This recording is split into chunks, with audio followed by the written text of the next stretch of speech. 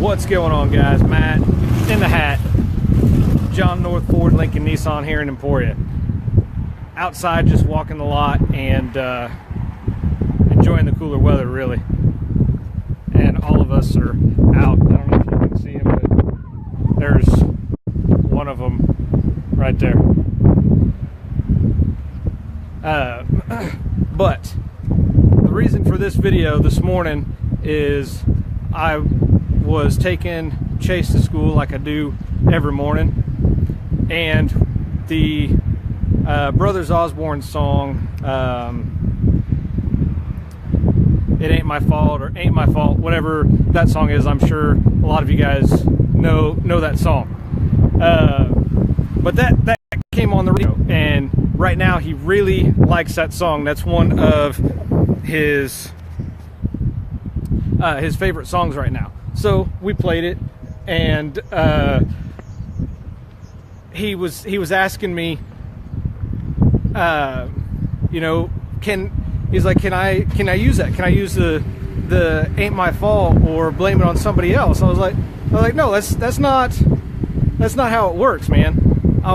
So I was explaining to him what happens and what you learn by accepting responsibility. I was like, you can't have certain shenanigans going on, and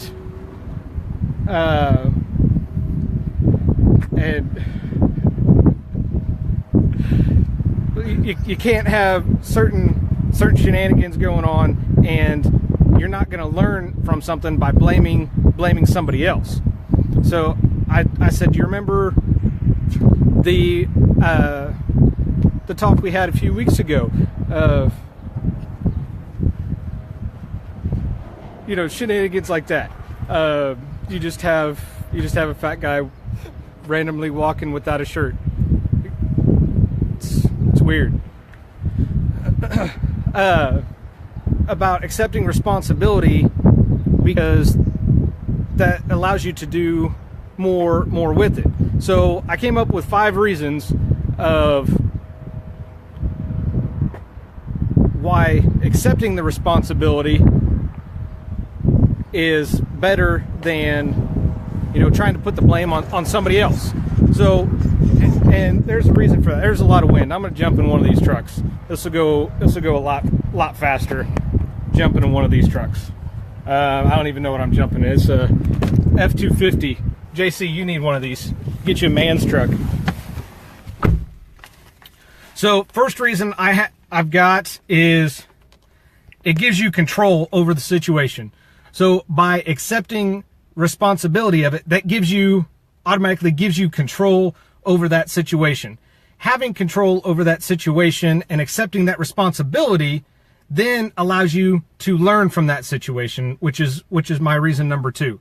So by learning from it, like I mentioned in previous videos before, if I'm unable to close a deal and I'm unable to get an agreement from the customer, I will go up to the sales managers afterwards, and I will tell them, okay, here, you saw what I did. What did I not do? What could I have done better? And I oftentimes follow the customer up with a phone call or a text message, because some people respond better to text than phone calls. I know which ones those are, so I follow up accordingly. And I will ask him, you know, what was the one reason that kept you from buying, or was there something I could have done different that would have got you to buy? And by doing that, that allows me to not play the victim, which is number 3. So you don't want to play the victim. You never want to be the victim, because you want to be in control of the situation. Now, whether that necessarily applies all the time here on the car lot, you know, sometimes we as the salespeople want to be in control of the situation. However, at the same time, there's customers that want to be in control of the of their situation and the situation as well. So they will try to feel dominant in that conversation and just try to talk over you, or, you know, maybe overpower you. That's fine. If that's you, if you need to feel in control and you know, like you're got more power over me, that's cool, man. I'll roll with it. Does it bother me? No, not at all, because ultimately it's still my job. I'm in control of the questions that I ask.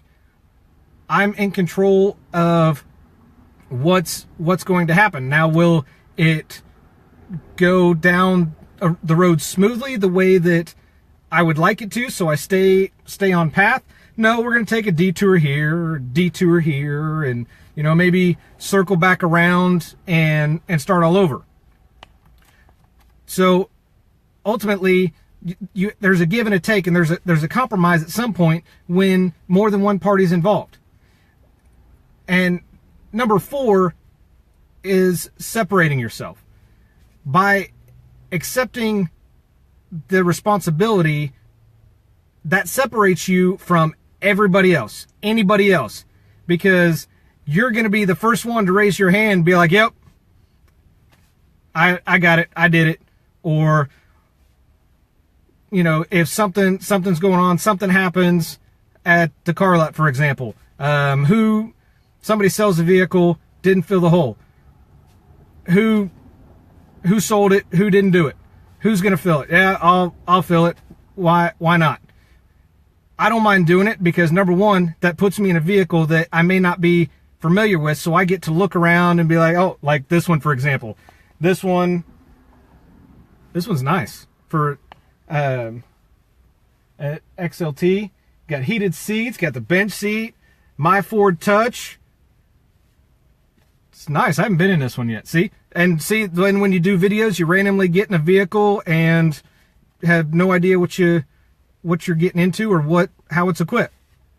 But back to this, sorry, you know, my distractions.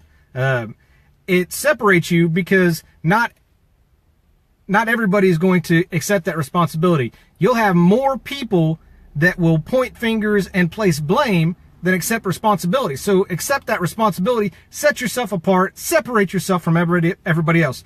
Finally, number 5, by separating yourself from everybody else, it's going to show you as a leader, maybe not necessarily in the industry, but in your job role, in your place of employment. It's going to show you as a leader and that you're not afraid to accept more responsibility. You're not afraid to go above and beyond. You're not afraid to do anything that is asked from you as well as not asked from you. So that's my 5. So number 1 was by accepting responsibility gives you control. Number 2 was you get to learn from it. That way you don't repeat it the next time. Number 3 is don't be a victim. By not playing a victim, you stay in control. You don't place blame. You still accept that responsibility. Number 4, like I said, separates you from everybody else that you work with, maybe even in your industry, depending on what industry you're in. And number 5 is finally, it shows you as a leader because you're willing to go above and beyond and accept additional roles and responsibilities. So I hope that makes sense for you guys. Thank you for jumping on here, watching. Thank you to Brothers Osborne for the song, the video. My son loves it. Now he learned a little bit on the ride to school this morning, which I'm sure he wasn't expecting because he wasn't in school mode yet. He was just in jam mode. And also special thanks to the guy walking shirtless through the parking lot, because I know that's going to get a lot of attention. So thank you guys. If you guys have any questions, please let me know. Hopefully this makes sense. If not, shoot me a message. Let me know. Share this out. Like this on Facebook. I'm also going to upload this to YouTube. So make sure that you like and subscribe to my YouTube channel. Once I get to 100 subscribers on YouTube channel, I can customize it so you guys can find me easier on YouTube. So thank you guys for watching. Matt in the Hat, John North Ford Lincoln Nissan in Emporia. And remember, I do this because your experience matters. Thanks, guys. I'll see you on the lot.